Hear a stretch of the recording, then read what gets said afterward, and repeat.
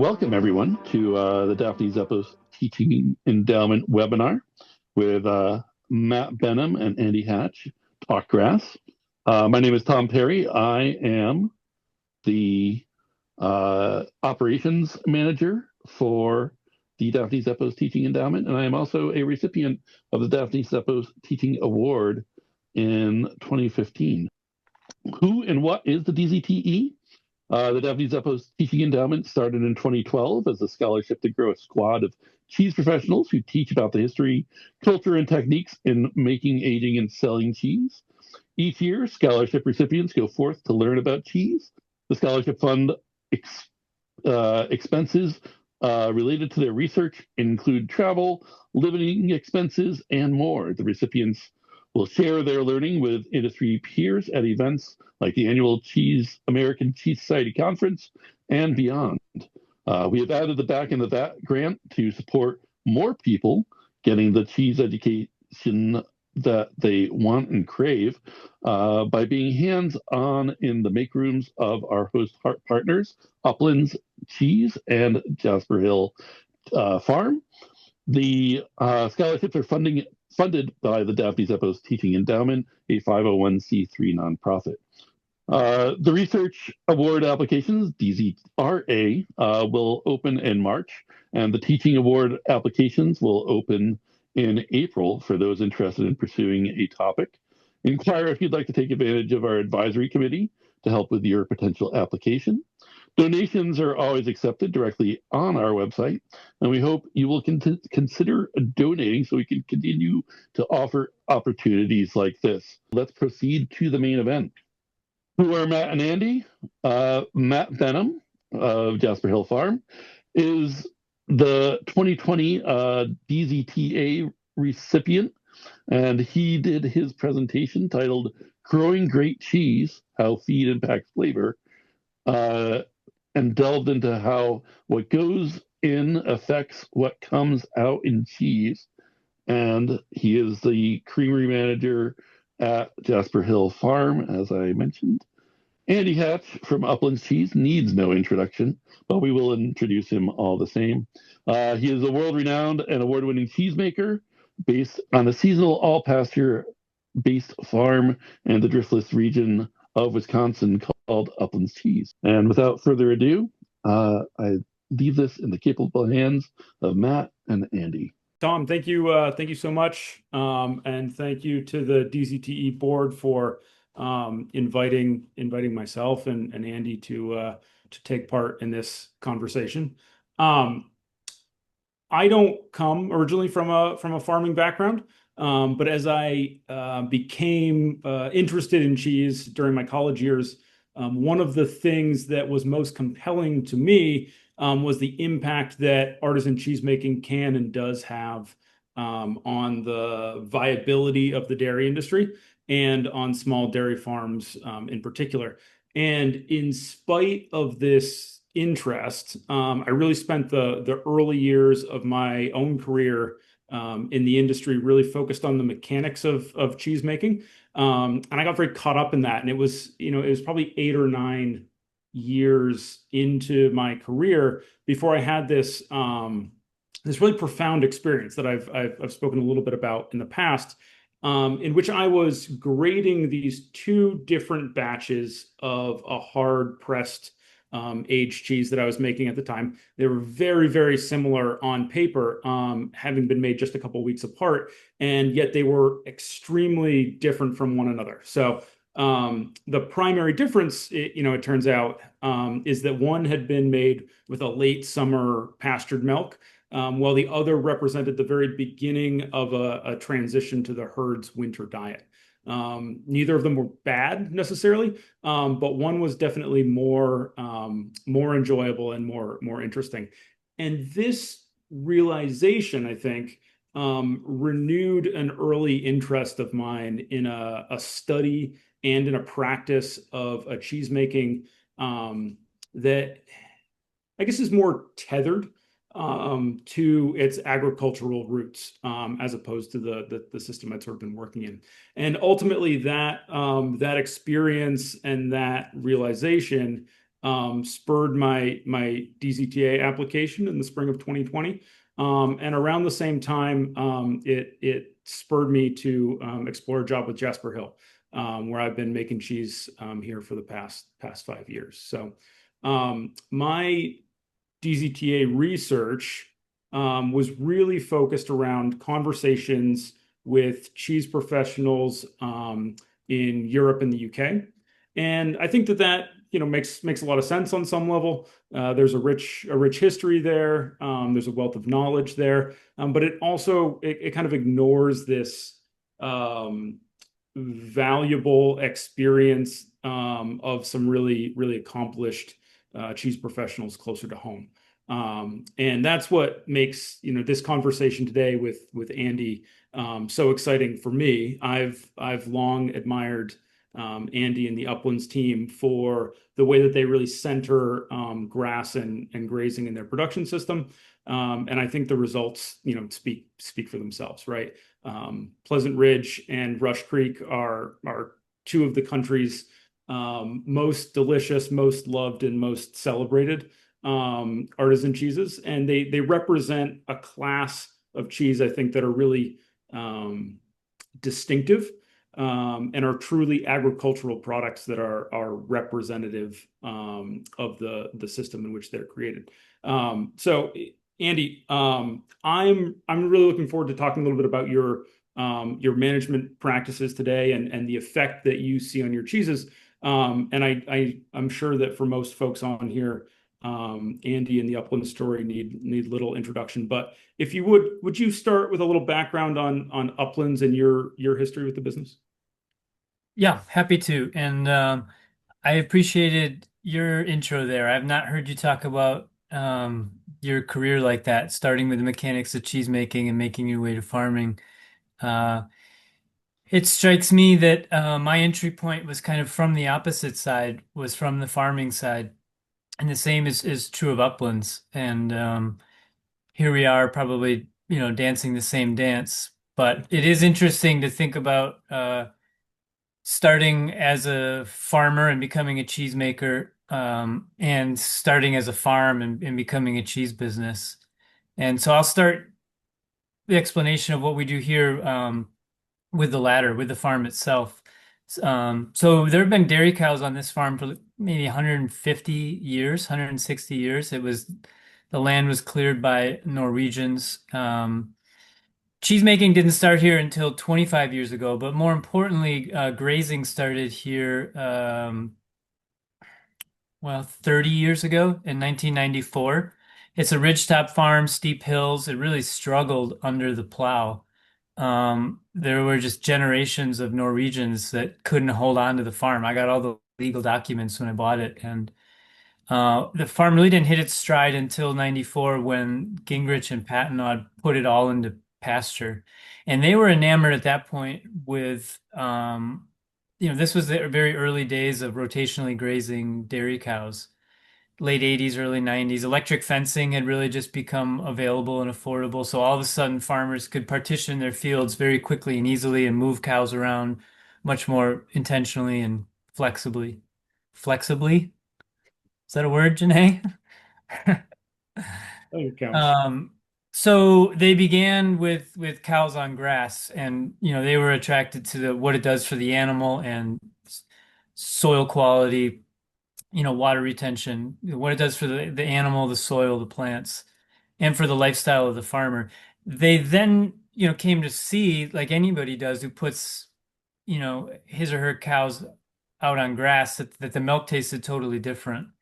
And so they then, by the late 90s, started asking themselves, well, this milk is unbelievable. Like, how can we bottle that, or how can we capture that? And so they arrived at cheese making that way by recognizing that they had some special milk. And of course, that realization is not, a discovery here. There are, hundreds of years of shepherds taking cows into mountains and making cheeses on grass-fed milk that led the way. But it's the origin story here. And then similarly for me, I was looking for a way to farm and kind of make a living milking cows. And I stumbled into cheesemaking while at UW studying dairy science, and saw it as a way to, capture the flavor of the farm and add value to the raw material. And so now, of course, the cart's probably dragging the horse. I spend more time with cheese than I do with cows, but the DNA of this business and my attraction to it, or my, I embody it more as a farmer than a cheesemaker, I think. Now, I know that you spent some years apprenticing in Europe before returning to Wisconsin, and landing at Uplands. To what extent has your time abroad influenced the current Uplands model, and to what extent was that model sort of fully formed when you arrived? Yeah, I spent most of my time abroad before I got to Uplands. Mhm. And so I grew up in Wisconsin and left and apprenticed in Europe for a couple of years and came back. And so I recognized right away at Uplands some of the things, the pillars of old world alpine cheese making.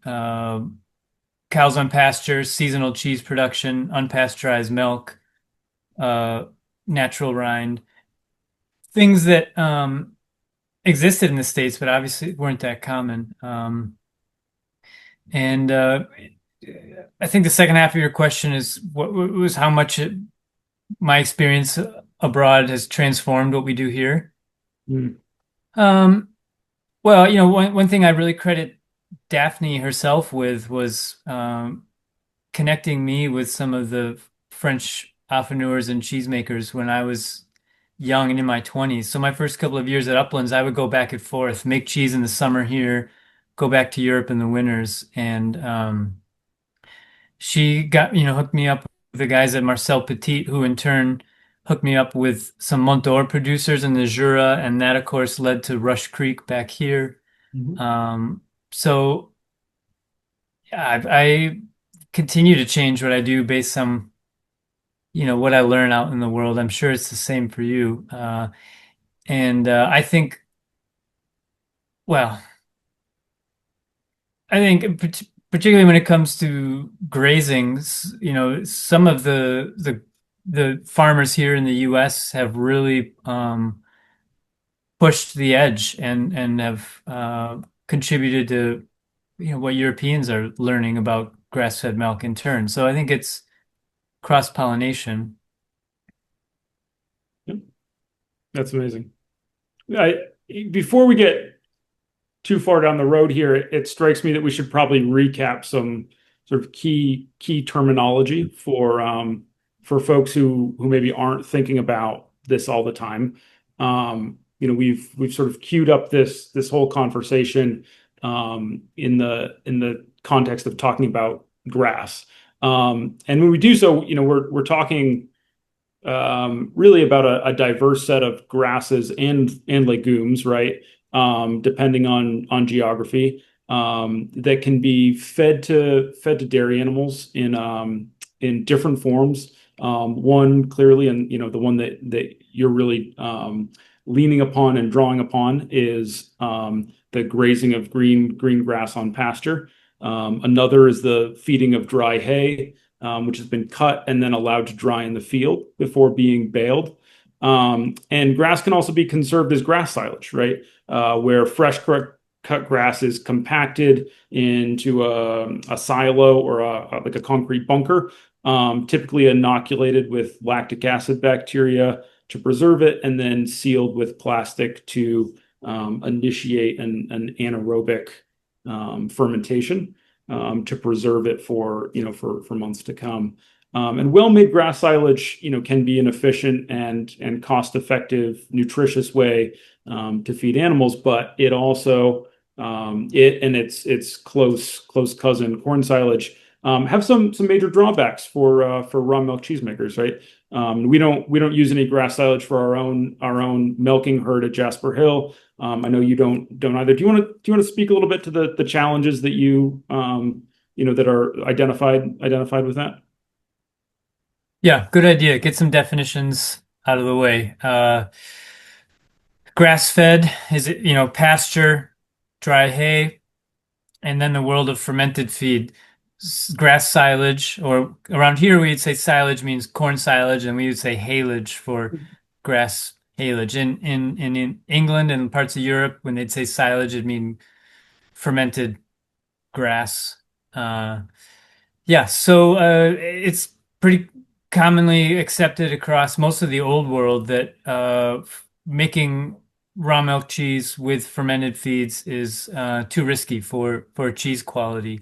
And really that's not, I think, a golden rule. And I can talk a little bit about different styles of cheese that are more or less susceptible. But the basic concept here is that these fermented feeds, haylage, silage, are themselves a product of fermentation. And so they rely on bacteria to create the fermentation, and the byproducts of that fermentation themselves generate other bacteria and enzymes that um, end up on the outside of the cow more so than transferred through the stomach and the mammary gland. Cows are covered in what they eat.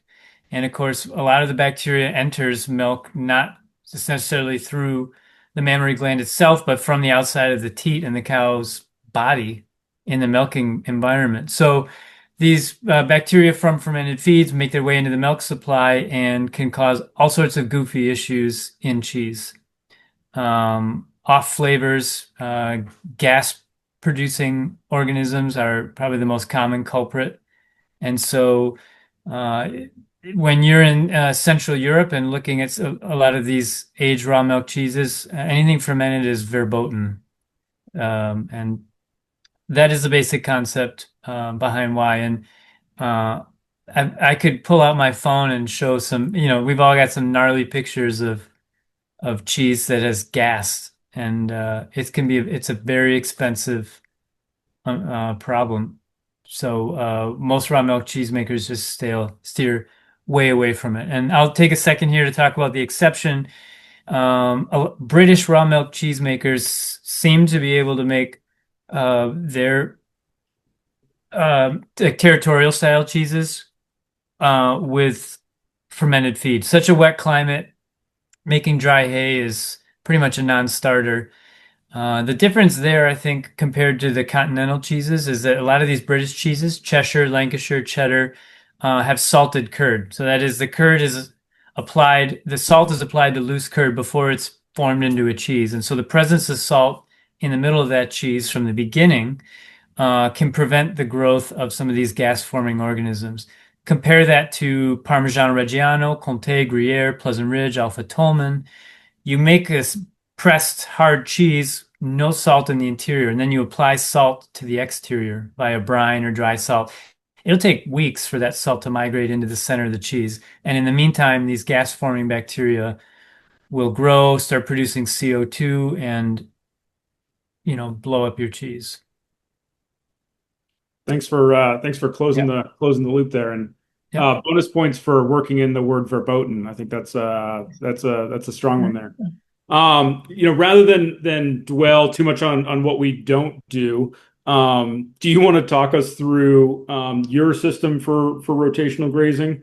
And if you're up for it, I'm totally into the specifics, number of paddocks, rotation cadence, stocking density, all the good stuff. Maybe we can talk a little bit about what all that means and why it matters. Yeah, happy to. So the style of farming is known as rotational grazing or management intensive grazing. Essentially means you're moving your animals around the farm frequently and intentionally. And you're managing a couple of things. Number one, you're managing the plant growth itself. You send cows into a field before it's over mature, it's gone to seed, and you pull them back out before they've eaten it down to the point where they'd stunt the growth of that plant. So you're kind of keeping the plant in a stage of adolescence. On our farm, they might go into a field when the grass is 16 inches tall, and we'll have them eat it down to about 6 or 8 inches, pull them back out. So you're managing the growth of the plant. You're managing the health of the cow by giving her access to that feed when it's most nutritious. And then the third leg of that stool is you're managing milk and cheese quality and flavor. We will go out to our fields sometimes with like a garlic press and a bricks meter. Grab a handful of pasture, squeeze it in the garlic press, drip it onto the bricks meter. You're literally trying to find, the grass harvested at its sort of richest, most nutritious point, which is good for the plant, good for the cow, good for flavor. So on our farm, we have 300 acres of perennial pasture, and our cows are moved every 12 hours. Come back to the barn to get milked, go out to a fresh field. Come back to the barn that night, go out to a fresh field. How many acres they're given depends a lot on the time of year because, our grass grows a lot faster in May and June than it does in the heat of August. But on average, they're given 5 acres every 12 hours. And we make cheese 7 days a week, like 200 days in a row, the entire grazing season. So each batch of cheese is made with the previous night's milk plus the fresh morning milk. So really, a batch of Pleasant Ridge represents 10 acres of pasture. 300-acre farm divided by 10 is 30. So our rotation around our farm is roughly a 30-day rotation. They won't return to a field for about 30 days. That can stretch to 45 in a drought or in the late fall. So the interesting thing, I mean, that has a lot of, you can unpack a lot there as far as like managing soil and animals and plants. But in the context of flavor, when you visit Uplands, or when Daphne took me when I was like 24 or whatever to Saint Antoine, now that wasn't a daily tasting, or that wasn't like a true vertical. But say you come to Uplands, we would go in right now and we could taste June 1st, June 2nd, June 3rd, June 4th, June 5th. They're all different. They all taste a little bit different. Like, well, why is that? Same cows, same guys milking the cows, same cheese recipe, same affinage. You're you're essentially tasting a different 10 acres every day. Now there's more to unpack there in terms of like, microbes in particular, but in a cheese making system like this, you have a chance to reveal terroir.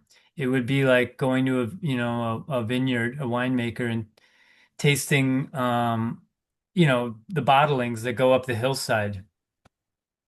Why are they different? Well, 15 feet of elevation, a little more drainage, and so on.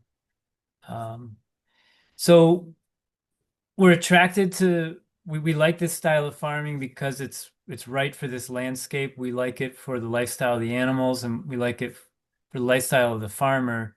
But it really all then has to turn on flavor, which, if you're doing things right, translates into value. It has to it has to pay for itself. Um, and that, like I said, I think we can go. I hope we'll go deeper on why feed influences flavor that way. But in terms of a system like ours, um, that's it. It spins on the axis of flavor, and we do everything we can to make that flavor as direct a representation of that 10 acres as we can. I'm intrigued by something you've mentioned a couple times just now, and also sort of at the top, which is the I don't know if I venture to say improvement, but the lifestyle or quality of life for the farmer. Could you maybe speak a little bit to how you see that at Uplands versus other farming contexts that you've been involved in? Yeah, it's I mean, when in terms of just lifestyle, quality of life, it's a question of, how and where you want to spend your time. So in a more conventional setup, cows are in a barn year round. So the farmer is spending his or her time out in the fields, harvesting all this feed, storing it away, dragging it into the barn to feed it, and then hopping on a different machine, scraping up all that manure, stacking it somewhere, hauling it back out to the field to spread it. It's a lot of time on machines. Yeah. In a grazing setup, you are uh, sitting at home watching YouTube. You know, uh, you are out there in the field with your cows. And yes, you're fixing machinery and you're still milking and but it's less time on machines. The cows are harvesting their own feed, spreading their own manure.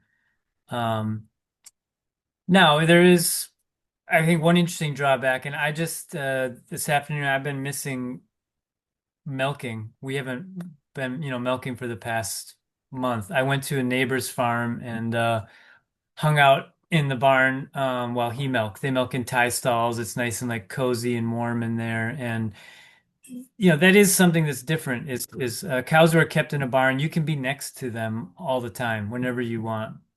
And when your cows are out in the field, you have to be intentional about uh, going to see them and spend time with them. Hmm. And so, not everybody loves it for that reason.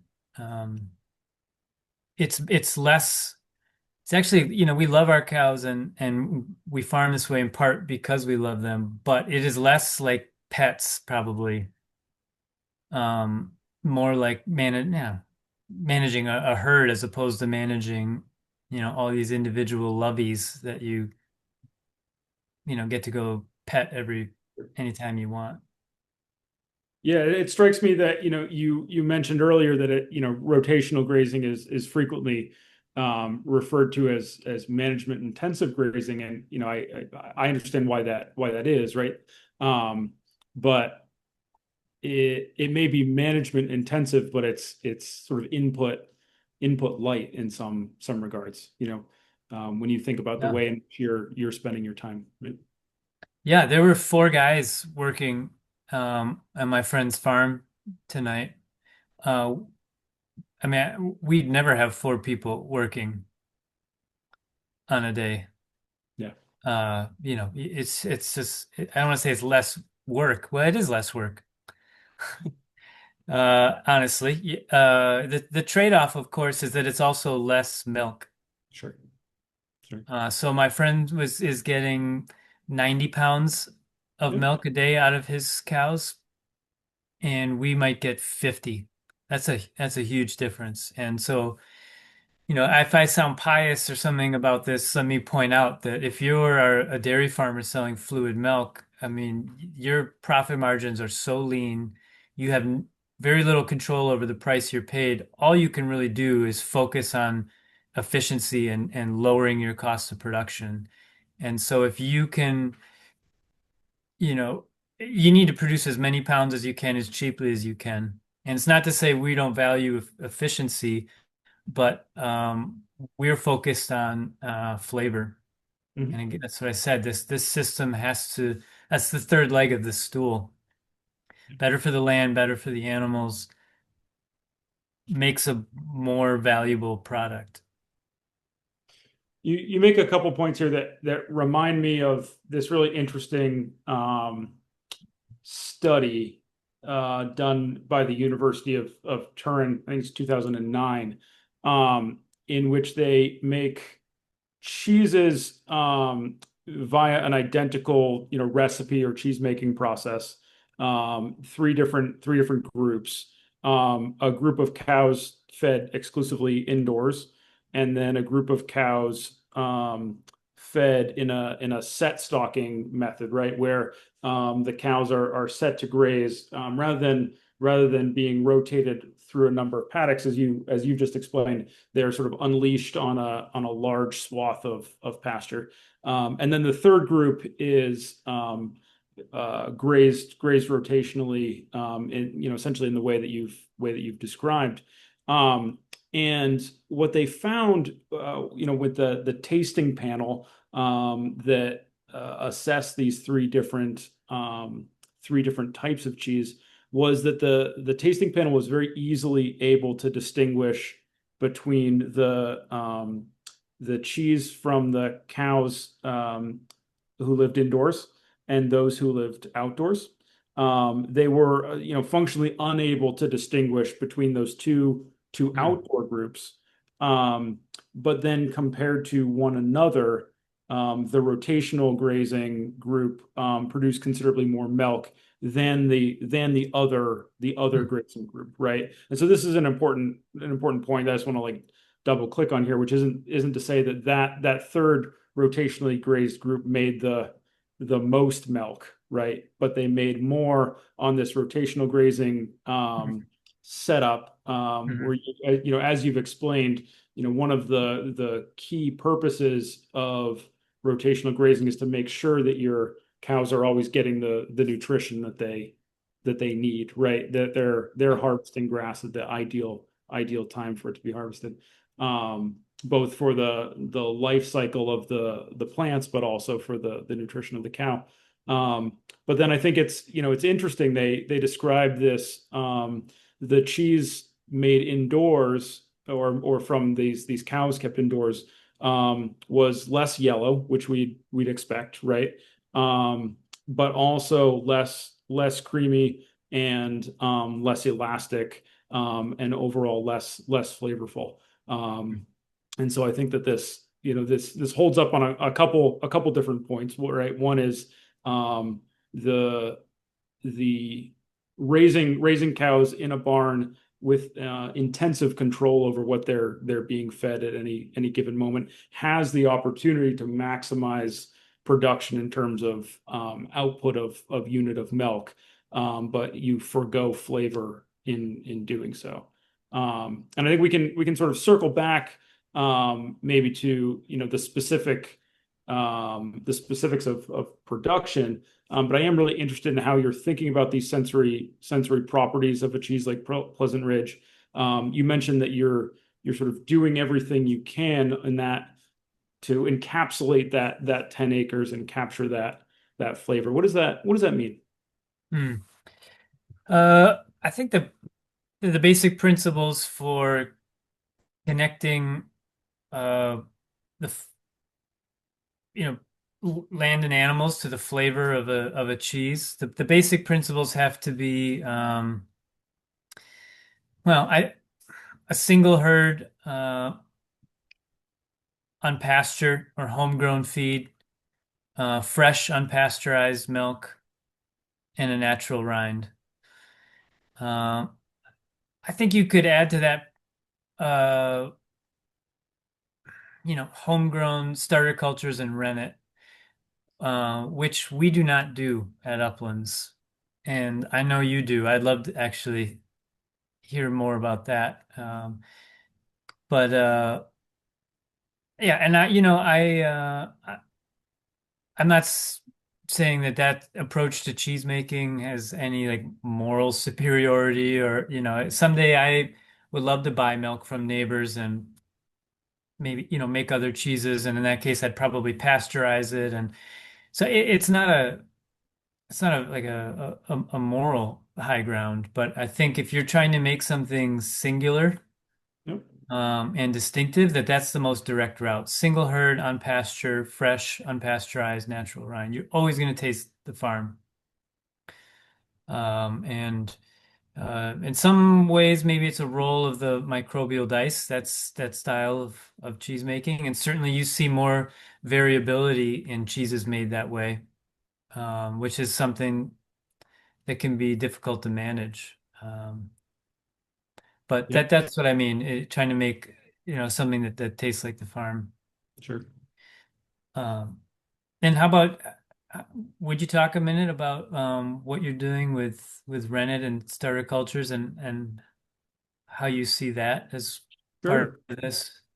Yeah, with rennet in particular, we for the last several years we have been making our own rennet preparation, particularly for use in our Alpine style cheeses, Alpha Tolman and Whitney in particular.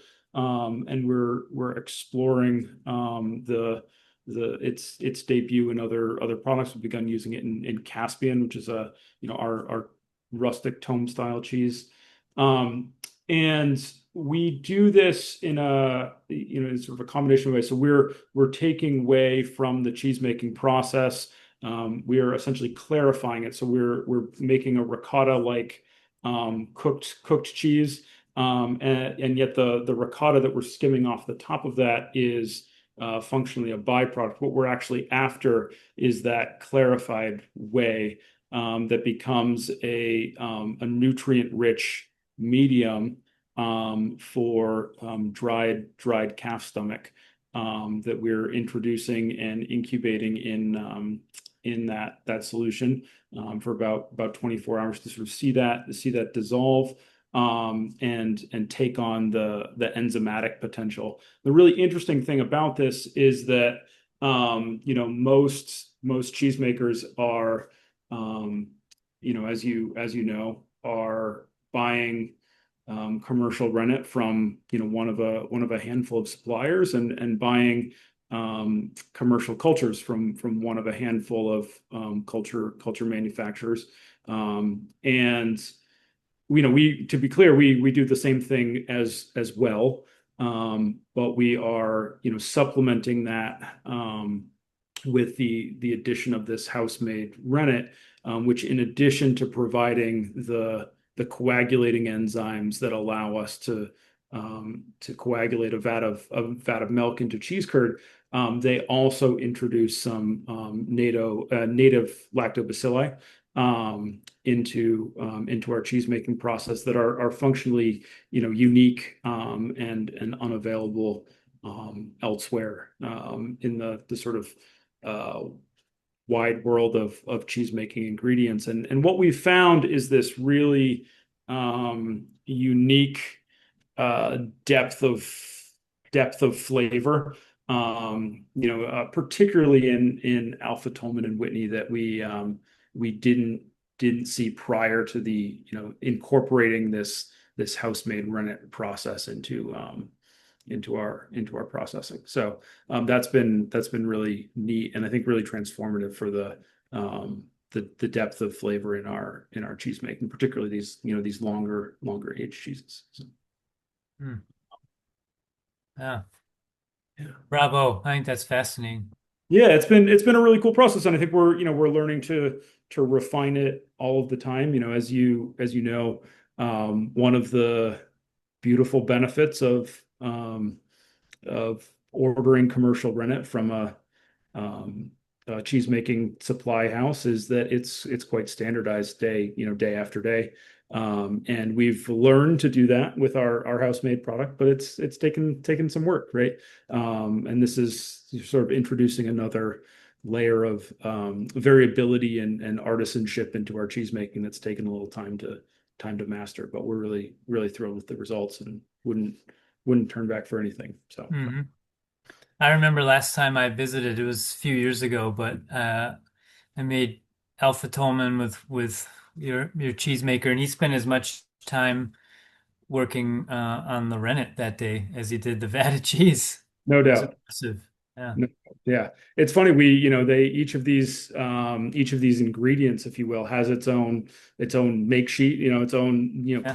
clearly defined process. And you're totally right that in some instances those can take at least as long as the actual cheesemaking process on any given day. But totally worth it as far as we can tell. And I think to your point, it's one step closer, I think, to retethering cheese making with its agricultural roots. So Yeah. neat in that way. Yeah. Yeah. Interesting. I mean, it's like we're getting closer to nirvana. It's like, but I do want to point out that I'm not sure there is nirvana. I like, can a product ever be a completely pure expression of its place? And I have not gone to Bra the last um couple of years, but I remember, I think it was the last time I was there, 2019 maybe. Mhm. They all of a sudden announced, going forward, we will only accept cheeses made without any commercial starter culture. And it's like, leave it to an Italian academic to like come up with this like Sure. rule for manufacturing. It's like, wait a minute. You know, not only are these commercial businesses that have to achieve some level of like consistency and affordability, but you know, you know, it's this balance between giving up control in order to harvest complexity and specificity and exerting control in order to manage, you know, affordability, Yeah. consistency, and this is the push and pull. Yeah, it feels like increasingly we exist in a market, and as you point out, we exist in a market, right? We're making cheese for market, and um, we exist in a market that seeks both consistency on the one hand and also uniqueness and distinctiveness on the other, and those can be difficult, difficult things to square, right? Yeah, and I think it's a great point to tie back to pasture-based systems like ours, which are always going to produce variable cheese. No doubt. No doubt. And that was, when Daphne took me to Saint Antoine, I'd already been making Pleasant Ridge for a while, but that was the first time I saw an affineur sort of celebrate variability and use it as a platform to talk about farming and flavor complexity and use it as an excuse to sell certain flavor profiles to certain customers. And it's just like the wine industry knows, talking about vintages, it just creates this level of curiosity and connection to a product because it's variable. And that was a big moment for me. And really, you asked how, my experiences abroad changed here. I came back from that trip, and we started like doing batch selection with customers here. Yeah. But if our industry moves towards selling prepackaged pre-cuts to stores, and what we're asking of cheesemongers is to open a box and drop a stack of pre-cuts on a counter. Uh, how are the mongers going to taste the cheese? How are we going to like understand variability, let alone celebrate it? Yep. Um, these cheeses need stewards. And I mean, it can be a way to create excitement, like I just said. It's not, variability can be a challenge, but it's also an opportunity.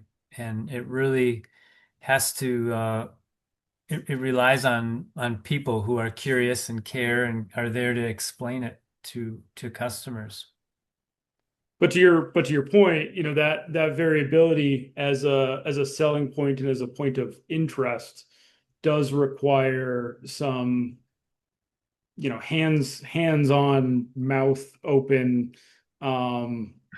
engagement with the cheese in a way that, as you say, a stack of pre-cuts doesn't facilitate, right? I think I don't know. We're not selling stacks of pre-cuts yet. We may. And what is it like in Rambo? There's like a tracer round in a machine gun. Like every 12th bullet is like there's gonna just be a little sampler piece in every case of pre-packs, a little tracer bullet, batch tasting notes. I think you just figured it out for all of Yeah, us. yeah.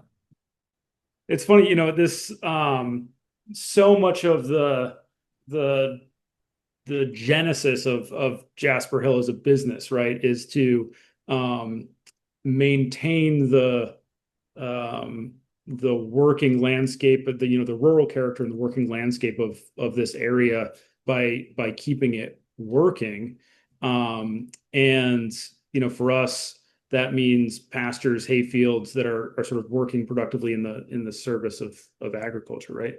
And this summer we took this kind of wild leap in this direction, which is that we took on the management of a farm right up the road from Jasper Hill, and in the near term we'll use this farm to house heifers, young cows, and our dry cows.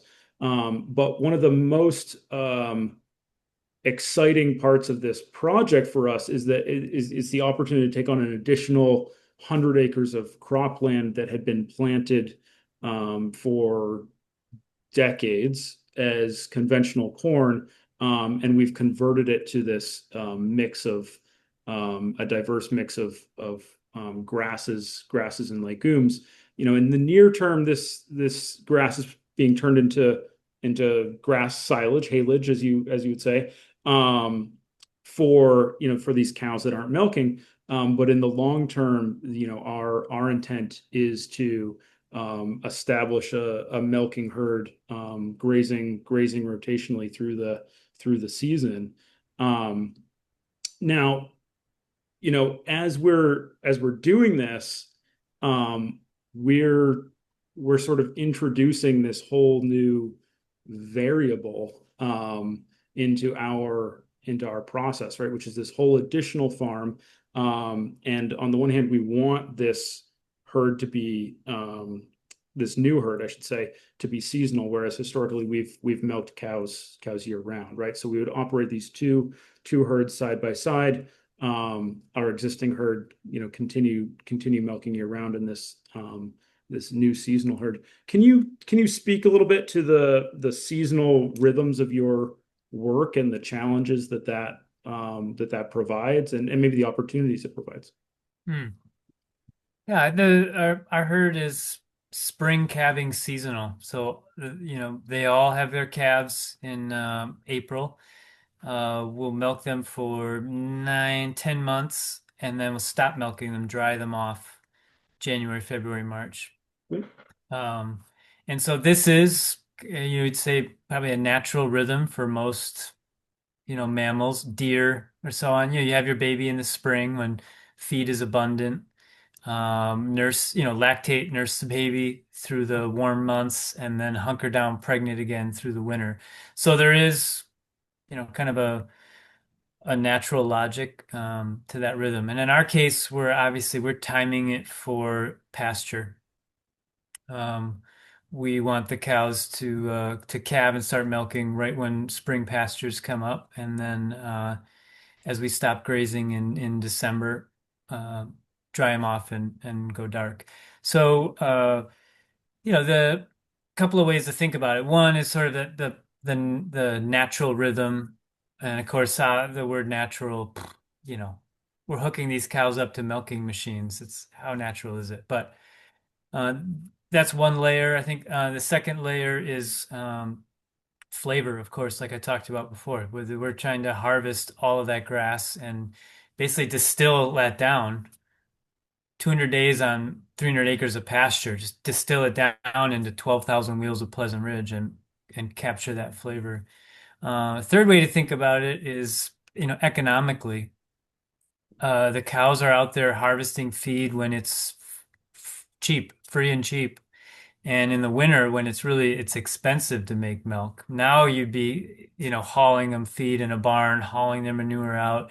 We just take a pass on that situation. Now we're, still paying labor and feed for the cows, and we're not getting any milk out of them. So it has its own set of costs. But essentially, the economic model is to run lean in the winter, and then make it pay in the summer.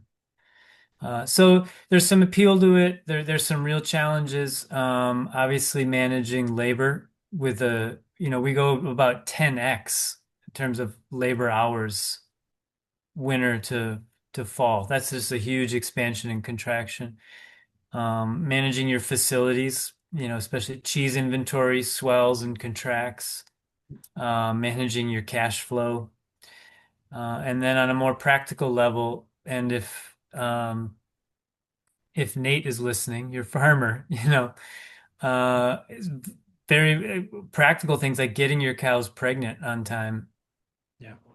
If they're not, our goal is to have all our cows calve in a 42-day window. So that's two 21-day heat cycles. So there's some, you've really got to perform. And that's not just that one day of inseminating, that's managing the cow year round and making sure she's healthy and ready to breed back. And Yeah, so some real challenges, but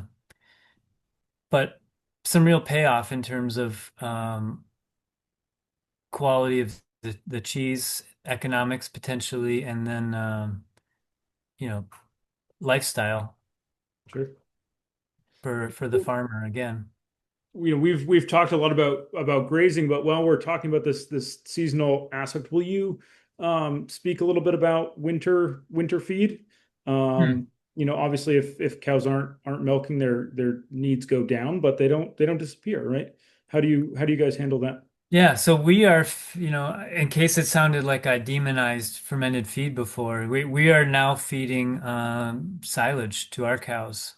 So in the spring, May, June, July, even, uh, our farm will grow so much grass so fast. We actually farm 500 acres. 300 is permanent pasture. The other 200, we will take two crops or sometimes three of hay off of that ground. And then in the fall, instead of taking a third and fourth crop, we will graze it. We've managed to extend our grazing season into December that way. But essentially, that 500 acres grows so much feed the first 4 months of the year, the cows can't harvest it all themselves. So the first crop, usually first two crops, we will just chop it and shove it in a bag, ferment it, Yeah. essentially. Third crop often will bale. Anyway, it depends on weather, but it's a combination of fermented haylage, some corn silage. We'll plant like 25 acres of corn a year and chop it and bag it, and then some baleage. So our cows right now are eating what's would be a more conventional dairy cow diet around here, and they're living outside. Our cows don't go in the winter, so we're feeding out in the field. That's remarkable. They're outside all winter. Yeah, By comparison, and this presents one of the challenges of living where we do in northern Vermont. Our cows will head out, almost without fail the second week in May. And what's been quite variable over the last several years is when they return to the barn for one reason or another, and that in some years that is late in September as it finally, maybe even early October as it finally gets really, really cold outside, and grass, growth, dissipates into nothing. And sometimes it winds up being earlier. It can be, early September, particularly if it's really, really muddy, which it often is, right? This yeah, time we're managing, extremely muddy cows in a raw milking system is yeah, pain in the butt, right? So we can, to hear you say that you're grazing into December is kind of mind-boggling for us. And this variability, whether it's grazing through early September, early October, does present some challenges. Most of our winter feed is in the form of dry hay. We have a team of half a dozen folks out producing hay all summer from late May again through mid to late September, depending on the conditions. But we're really at the whim of that growing season. And the tricky part is that if the haymaking season is truncated for some reason, the grazing season likely is as well. And yet a truncated grazing season translates to a greater need for hay over the course of the winter months, right? So there's some real challenges associated with farming where we do. yeah. Challenges associated with farming? Who knew, right? Who knew? No, I think you make a good point about climate, and I think it's a good time maybe for me to point out, lest it sound like I'm just uh, romanticizing or even prescribing rotational grazing for everybody. Some real challenges with climate and soil type. you have those heavy clay soils where you live that, get muddy. And then, a bigger picture challenge for rotational grazing really is that you have to have enough acres to support your animals. And as dairy farms get bigger and bigger, you're just not going to match. Where we live, you probably want 2 acres per cow. If you're a really good grazer and maybe acre and a half. So you get these 2,000 cow dairies, you would need 4,000 acres of contiguous pasture. It's simply not happening. Not only because people don't own tracts that big, but you can't walk a cow that far. She'd be walking 2.5, 3 miles from the far pasture to the barn. So there is kind of this inherent limit on this style of farming, which on the one hand, I think has a real appeal because imagine that balancing number of animals to acres and quantity of manure to quantity of soil. I mean, there is a real logic to that in terms of sustainability and protecting water quality and soil health. Um, but you're limiting scale. And again, we all exist in a market, and how realistic is that? And the other, I think it needs to be cast under, a critical eye in terms of its just efficiency of producing calories. So, our cows are producing 50 pounds of milk a day when, a big Holstein in a barn could produce 100. Yep. And what does that actually look like from, a carbon accounting perspective? Or, we're going to have, what, 8 billion people to feed? Do we really think we can do it with cows, on pasture giving 50 pounds of milk a day? So, some of those questions are beyond my pay grade. Um, and I think the answers, lie in how much animal protein we want to consume and what its value should be, and what kind of lives we want those animals to live. But Yep. it is worth pointing out that there are some real limitations to this style of farming. Yeah, appreciate that. Yeah. Maybe this is a good, I could probably pepper you with questions for another couple hours, but maybe it's time to allow for some other questions, other input before we wrap up for the evening. Janae and Tom have been throwing some questions at us. Yeah, Tom, do you want to read your question first? Absolutely. So, obviously, past couple of years, we've had some extreme weather events here in Vermont, either a lot of rain or the lack thereof. And I've, seen the impacts that those have had on the cheeses that we make at Shelburne Farms. And I was wondering, based off of your study, Matt, and both of your knowledge as cheesemakers, what are the impacts that extreme weather events like drought or excessive rain can have on the flavor of cheese, and how do you adjust for that? I know you talked about variability, but Andy, do you want to? Yeah. No, this, cows outside, you are really exposed. You feel every bump in the road. Too hot, too wet. And I think big picture wise, looking at just climate patterns, hotter and wetter, upper Midwest, up on a ridge top, we could take a little more rain and we could take a little more heat. We're not that vulnerable to a couple more degrees and some bigger storms. It does actually have us thinking about building a barn. The other reason I went to see my buddy tonight is that he just built a new barn. I wanted to take a look.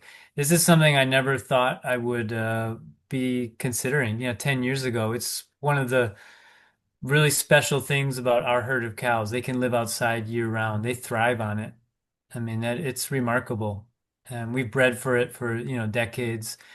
But it's not so much the cold that's getting them, but it's the mud seasons. November, April, just wetter, more mild winters. Yep. And just making mud, chewing up pasture. So, it's causing challenges. And Matt, you made the point earlier about making raw milk cheese with cows standing in mud. That can be a problem. Of course, moving your cows every 12 hours is a way to prevent that, but you're never really protected when those cows are outside. You're exposed to it literally. Tom mentions these very extreme floods that we've experienced here in Vermont over the last few years.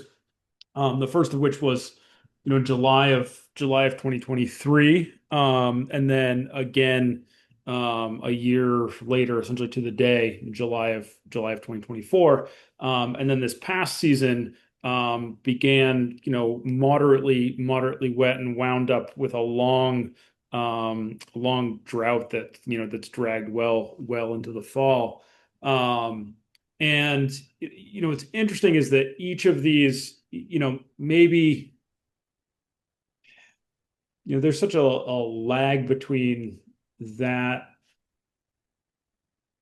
say like midsummer hay production and that showing up in cheese, months later. But I think one of the challenging things that these extreme weather events force is, the management decisions in the moment, right? So whereas our herd will be out on pasture during the summer, if we get, literally feet of rain in a span of a handful of days, right? Then the default there is to bring them back inside, right? So they're not in, knee deep mud, both for the cleanliness, of the animals and the cleanliness of the milk, but also for the safety of the animals, right? There are challenges associated with having cows out in these obscenely muddy conditions. So, it sort of, these extreme weather events, I think, force decisions outside the sort of status quo and outside the intentions of our chosen system. And I think that your exploration, even though it's still an exploration of building a barn, is very much a hedge in that same direction, right? It's the potential of a management decision that you otherwise wouldn't be making if it weren't for these, extreme weather events that seem to be becoming increasingly common. And then, to address, I guess, the drought that we're seeing this past year, we did okay.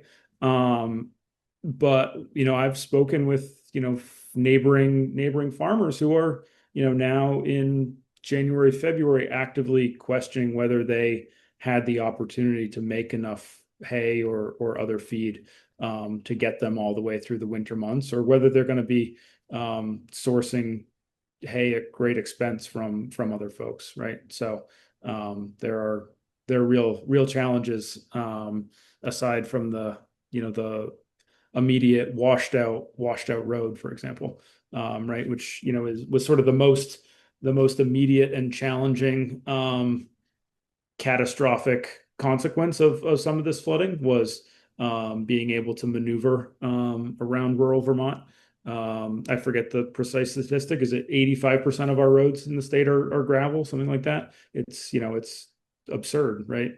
And that makes them very susceptible to flooding. And there's been a lot of work done over the last 2.5, 3 years to shore up some of that critical infrastructure, but it still leaves us fairly vulnerable. Alice, would you like to unmute and ask your question? Thank you guys so much for this conversation. This has been really, really interesting. I just had a quick question. Andy was talking about rotational grazing and moving the cows every 12 hours. And I was just sort of wondering if you've noticed at all if different batches of cheese from the same plot of land will have similar notes.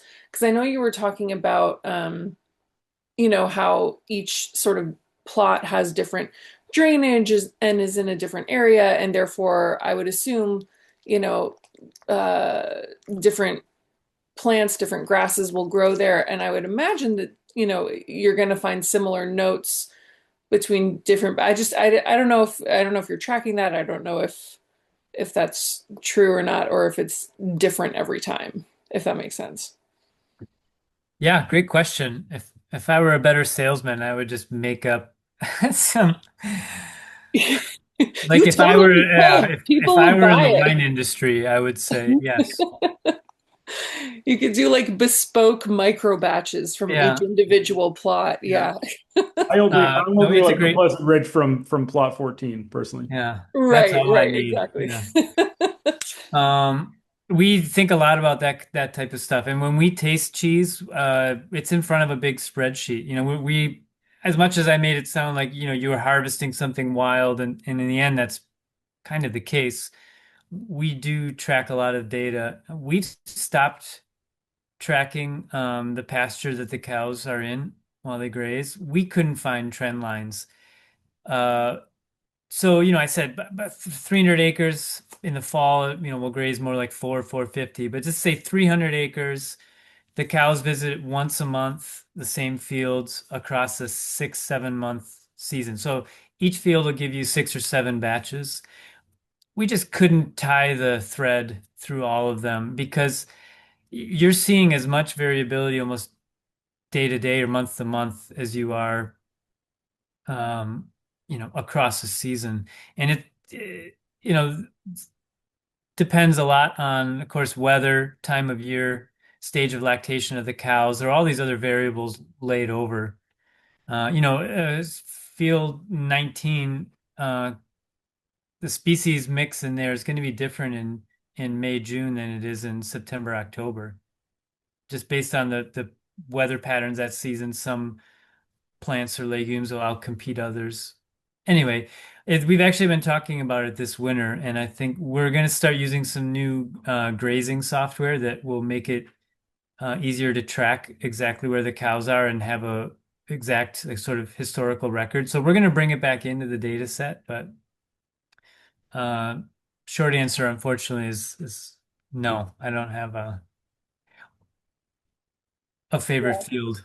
I mean, that makes sense though when you say it in terms of, the different, each month is going to bring about different, different plants, and the cows are going to be in a different phase and stuff. So that totally makes sense that it wouldn't be sort of rinse and repeat every 30 days. So, Yeah. you know, uh, There are definitely some fields that are milkier than others, as we'd say, that like yeah, that's give more interesting. milk, and fat content will change a lot depending on which field they're in. Which kind Yeah. of leads into my question, which is, what are some of the ways that you have to adjust in the make room for that variability, like fat content or, less yield? Like, what are you doing in the make room to adjust for that? Yeah.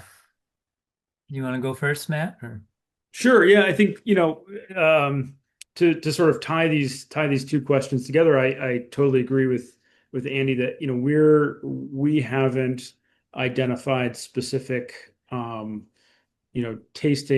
tasting notes associated with specific pastures. But certainly we see changes in milk chemistry, right? And that requires some adaptation. We're typically making cheese in a similarly to Andy, we're making cheese with the milk from the last 24 hours. So two milkings over the last 24 hours. And so that remains reasonably static on a day-to-day basis. But we do see the chemistry of the milk, specifically the fat and protein content, vary on a week to week and certainly month to month basis throughout the season. And we're constantly examining things as straightforward and simultaneously complicated as curd texture and flocculation time, rate of acidification, and making, sort of minor changes to our recipe in order to adapt to these changes in milk chemistry, which we, tie back directly to the variability both of the seasons and of the pasture that these cows are experiencing and utilizing on a daily basis. Follow that up, Andy? Yeah, it's really challenging. You have to take a lot of notes about a lot of data and then reference that 10 months later when tasting the cheese and try to connect the dots. It takes years for patterns to emerge. One thing that's unique to having a seasonal herd is that they're all on the same lactation cycle. And so cows that are, farms that milk cows year round, let me take a step back. Almost all cows are milked for 10 months out of the year and given 2 months dry before they calve again and thus start milking again. And on farms that milk year round, they typically have, a portion of their cows in early lactation, having just calved, mid lactation, late lactation, or dry. And so there's kind of a equal parts blend that exists throughout the year of those different groups, early, mid, late lactation. In a seasonal herd, however, they are all calved together. They're all early lactation, mid, late, and milk characteristics change not just because of weather, feed, time of year, but because of stage of lactation. So many things change across the lactation, but one basic characteristic is the amount of fat and protein that she'll put into her milk. And it follows basically I have to go backwards here, bell-shaped curve. So right after she calves, she'll, milk the fat off of her back. Fat content will be high. So for our cows, we might have fat at 4.2, 4.4% early May.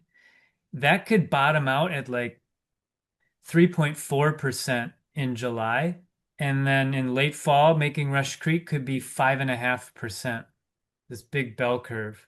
And protein will follow, although not quite as extreme. Fat and protein separate in the fall. Fat goes up higher than protein does, which is why it's better for a soft cheese. So to answer your question, Janae, you have to change almost everything in your recipe to make the same cheese with the 4.2 milk versus the 3.5 milk versus the 5.5 milk. Amount of starter culture, times and temperatures of a cook, pressing, the curd is going to behave differently the whole way through. And those patterns, like I said, take years to emerge. One of the reasons this style of cheese making is difficult is for that reason. You can't just sort of make cheese by the clock.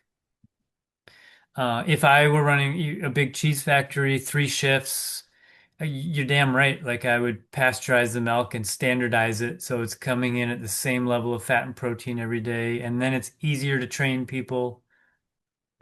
Well, these days it's a touch screen with a pre-programmed recipe, and I get it. That's, at that scale, that's how you do it. Same problem exists, or same challenge on the farm side. If you've got silos full of feed to get you through the year and the cows are in the barn year round, you're probably mixing the same feed ration every day.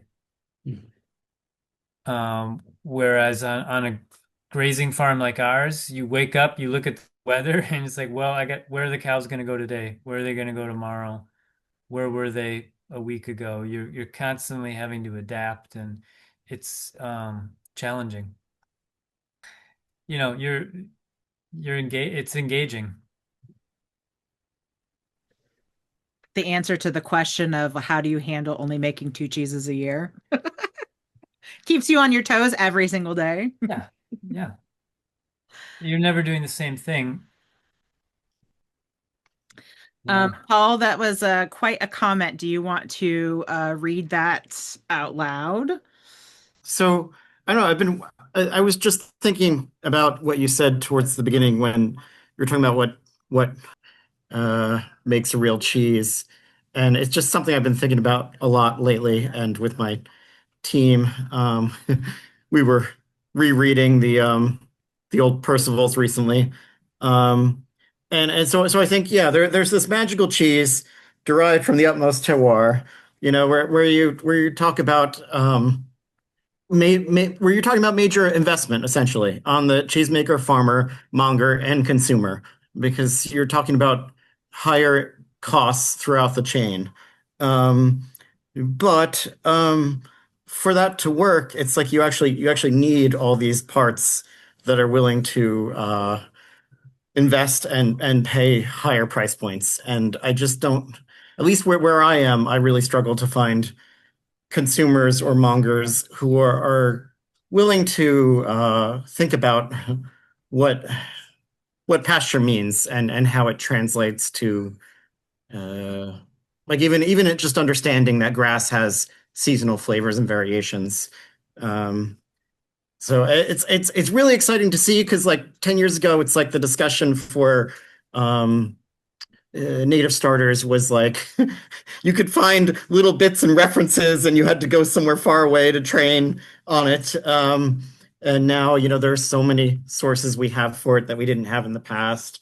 But I just can't imagine, as someone who does this every day, the idea of taking multiple make sheets on. And it just seems like something far from practicality, unless you're at a scale that can handle it. And then even if you are at that scale, do those consumers actually exist who are there enough to celebrate, flavor and regionality, which are all things we love, but I don't know if these consumers really exist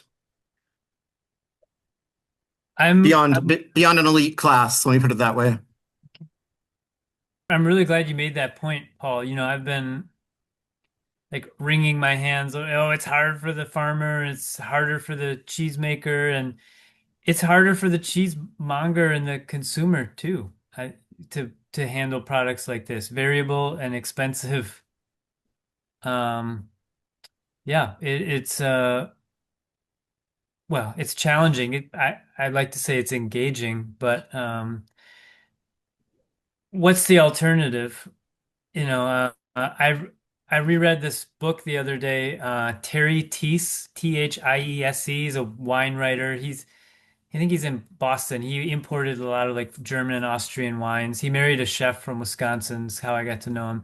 Reading Between the Wines. And I go back and read it every once in a while because it's like unabashedly kind of romantic about wine. It makes you realize you don't always have to justify everything you do in terms of business decisions. But he has a line in this book is like, well, he's complaining about, modern wines just becoming the same as each other. And there's some line about, well, imagine if we just tried to breed all humans to look the same. Like, how boring would our lives be if we all looked the same? Like, how boring would our food be? How boring would cheese be if they all tasted the same? And, you go to a supermarket and taste up and down that aisle, and that's where it's headed. So, yes, what we're doing is difficult and time consuming and expensive and difficult to access, intellectually, financially. But what are we going to do? Give up and just sink towards mediocrity and sameness? There are things that are worth fighting for and doing the difficult work for. And,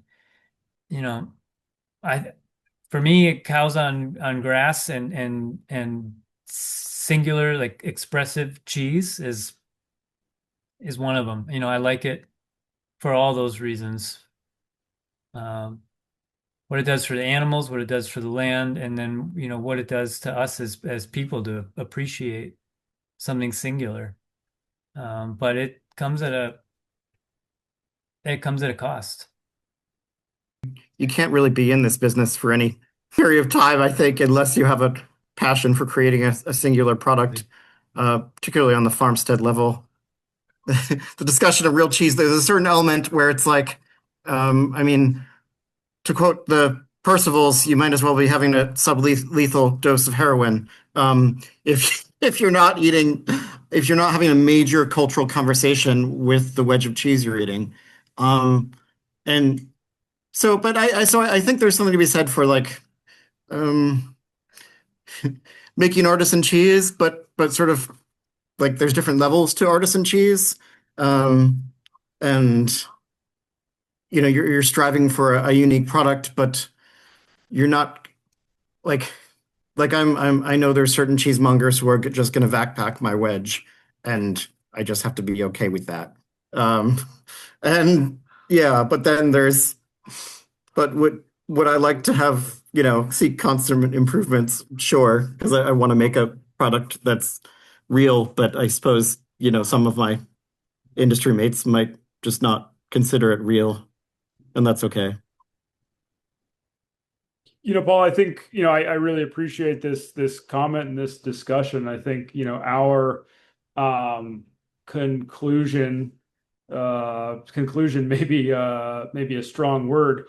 Our current thinking at Jasper Hill is certainly that, as a producer in the industry as it presently stands, to your point, we need to balance both the accessibility of our products to a market and to different segments of the cheese buying public, while also continuing to champion the sort of tenets of real cheese as Andy articulated them. The reality of our products is that, typically at retail, our raw milk cheeses are quite a bit more expensive than some of our other products, and that's reflective of the additional work and costs, needed to make those cheeses. And we recognize and accept that to some extent those are going to wind up amongst different, facing different consumers at different retailers, and be considered as a food product and as a craft, with different degrees of intensity and intellectual rigor, depending on who winds up enjoying them, right? It's interesting to talk about the singular product, and I think Pleasant Ridge, for example, certainly is one of those. I hope Alpha Tolman certainly is one of those. And yet we also want to find a way to welcome as wide a swath of the cheese enjoying consumer base to enjoy our products as possible. And use that as an opportunity to talk to them about why our work matters to agriculture and to the community in which we practice our work. So I certainly empathize with the challenge and the frustration that you feel yourself up against. It's no easy thing, and I think we're all fighting this together in different ways. Thank you for bringing that up. I appreciate it. Well, thank you, everybody, for joining us for this unique and informative conversation between two great cheesemakers, Andy Hatch and Matt Benham. Have a lovely evening. Thank you, Tom. Thank you, Andy. Thank you, Janae. Thanks, guys. Thanks everyone. Really appreciate it. Bye. If you would like to host an event benefiting DZTE, please get in touch with us, and we can send along our SOP created by board member and Formaggio Kitchen owner Julia Hallman.